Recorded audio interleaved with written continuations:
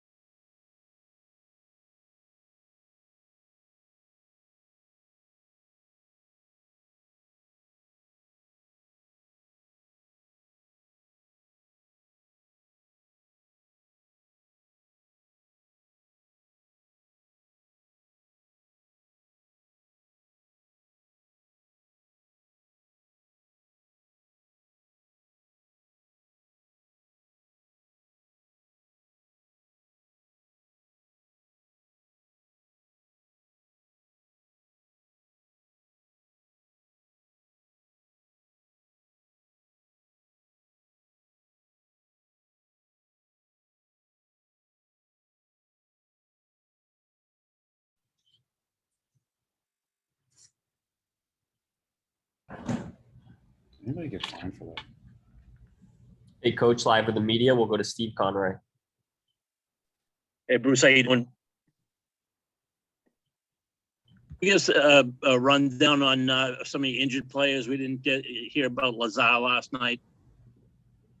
Yeah, he'll be unavailable. He's not going to travel with us. Obviously, we'll list him as day-to-day lower body. He went in awkward to the boards. Good hit. Him and Pellick both got tangled up, and unfortunately for Curtis, he came out on the wrong side of it, and so we'll have to look at our lineup accordingly. Yeah, and how was Tuca? Tuca was here this morning going over stuff with Bob. No one went on the ice other than the taxi squad players or the guys, I guess, that didn't play last night other than Swayman. So he'll get his treatment, and we'll find out tomorrow how he's able to, or how he is, and if he's able to go or not. And Miller and Carlo, will they travel? No. Joe Haggerty. Hey, Butchie, just any thoughts or comments on the fine, and you hope what you had to say last night has a positive impact on the series? I guess most of what I thought I said, Hags, was more in reference to the Islanders, a little gamesmanship with Barry, his comments towards Bergie.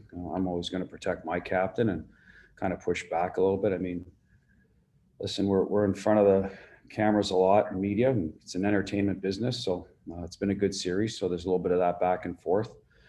So that's where a lot of that was directed. And obviously I felt there's some calls that didn't go our way that have gone against us when it comes to high sticks. I know there was specifically one on Wagner, and there was definitely one on Bergie last night behind the net with Nelson, and they didn't get called. I voiced that, and I was held accountable for it. Usually when you get fined, you say something to the effect of embarrassing or a joke, and I didn't say any of that. I actually think those two officials are excellent officials. I thought they missed a couple of high sticks along the way here in this series. I pointed that out. We're told before, Hags, that we have to keep our comments civil. I thought it was. They didn't see it that way. Got a lot of respect for Coley in the NHL front office. That's the way he saw it. And we'll move on from that. We'll let it have a effect going forward. I've said any comment shouldn't. The refs should call what they see. I think I said that as well. So it's a little bit about being asked a question after the game. I answered it as honestly as I could, and that's it. That's what I have to say about that. And we'll start answering questions about Game 6 and how we can be better. Matt Porter. Bruce, to that end, with Swayman, what kind of prep is he going through right now, just in case Tuca can't go? Well, he's going to practice, Matt, right? I mean, he's going through the same prep he always would during the season. He's getting his reps. He's on the ice, getting the work he needs. I I mean, he's always got to be ready. He's the number 2, so nothing really changes there. Obviously, if there's more urgency if you're starting about maybe some tendencies from shooters that Bob will go over with, but he's been here all along. He's been in every meeting. He's watching the game. So some of it is just their job as a number 2 or number 3, I guess, for that matter, to pay attention to those details that pertain to you, just like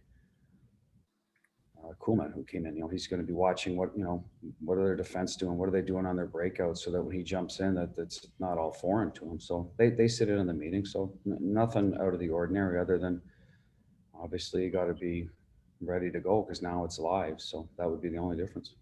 Thanks. Yeah. Sophia. Hi, Bruce. Best of luck tomorrow. I was just wondering if today was originally already a scheduled day off, or if you just felt that maybe taking a mental break from the rink would serve you guys better. Thank you.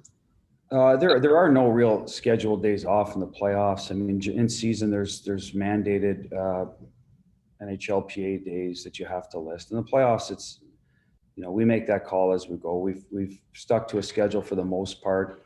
Every second day, we've tried to give the day off in between, or we go on the ice and take the morning skate off. So a lot of that is to do with where we're at with the team. A lot of it's discussion with the veteran guys.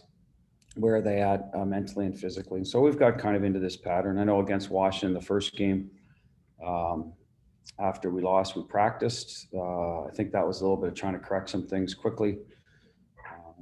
And now we've gone more the rest route and do our work in the morning of the game. Sometimes that's start time. Some of the games have been later, so you can go on in the morning.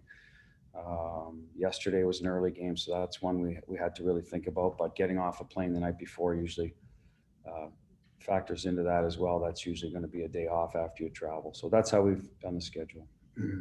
Trey Dare. Bruce, given the nature of their fan base and what's on the line, there's going to be a lot made of home ice advantage here for Game 6. You guys went through it twice in the same spot, 2019, and came through. So, in any way with your group, have you seen there might be a benefit in like an undivided attention kind of standpoint in playing this type of game on the road? Well, I think our guys have been through it, and there's the core group. Has been through it in other playoff series, so they know what's at stake. We need to go win a game. That's it. There's nothing else other than we're not looking ahead or behind now either. We're going up to New York to win a game. We have to. We won Game 3 up there. We were right there in Game 4 to the end. We look at Game 5. We felt we played well enough to win. So in terms of the mindset of the guys, they know that we can outplay the opposition. We just got to get out and do it. We got to minimize some of our mistakes from our blue line back, obviously.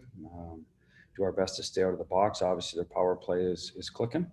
And keep going, getting to the net to create our offensive opportunities. So at the end of the day, we need to be one goal better than them. And how we get there, we'll talk about. But no, I think our guys know the challenge that's in front of them, but certainly capable of getting the win. And just got to prepare accordingly and get it done. Joe McDonald.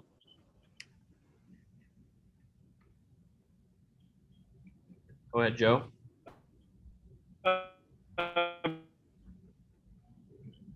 All right, we'll go to Tara Sullivan. Thank you. Bruce, this is by no means a second guess. I just did want to ask you if there was anything you could illuminate in the decision. Could play. Yeah. Oh, are we back to Joe? Bruce. Hello. Joe and Tara, let's combine the questions. Make it easy. Go ahead, Tara. Ladies Good. first, Joe. Appreciate it. Tara. Thank you. I don't know. I hope you could hear me, Bruce, that I was just saying it's not a second guess. I'm just curious if you could, or I would love if you could illuminate it all, if there was a discussion on playing Tuukka going into the game, or if there is any regret that he wasn't able to finish. If you could, anything you could share in that regard. Thank you.